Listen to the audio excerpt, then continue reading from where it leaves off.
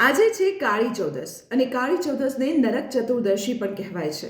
ત્યારે સવાલ એ ચોક્કસ થાય કે નરક ચતુર્દશી કેમ કહેવાય છે? તો તેની પાછળ પણ એક રોચક દંતકથા જોડાયેલી છે. ચાલો જણાવી દઉં. તો પૌરાણિક દંતકથા પ્રમાણે એક નરકાસુર નામનો અસુર હતો. તેણે ત્રણેય લોકમાં ત્રાસ વર્તાવ્યો હતો. દેવતાઓને પણ ત્રસ્ત કરી મૂક્યા હતા અને દેવતાઓ તેનો સામનો નહોતા કરી શકતા, કારણ કે નરકાસુર પાસે હતી અલૌકિક શક્તિઓ. અને કંટાળેલા દેવતાઓ આખરે ભગવાન શ્રી કૃષ્ણ પાસે મદદ માટે ગયા. દેવતાઓની હાલત જોઈ ભગવાન શ્રી કૃષ્ણ તેમને મદદ કરવા તૈયાર થયા. નરકાસુરને શ્રાપ હતો કે તેનો વધ એક સ્ત્રીના હાથે થશે, અને એટલા માટે જ ભગવાન શ્રી કૃષ્ણે ખૂબ જ ચતુરાઈથી તેમની પત્ની સત્યભામાની મદદથી નરકાસુરનો વધ કરી દીધો.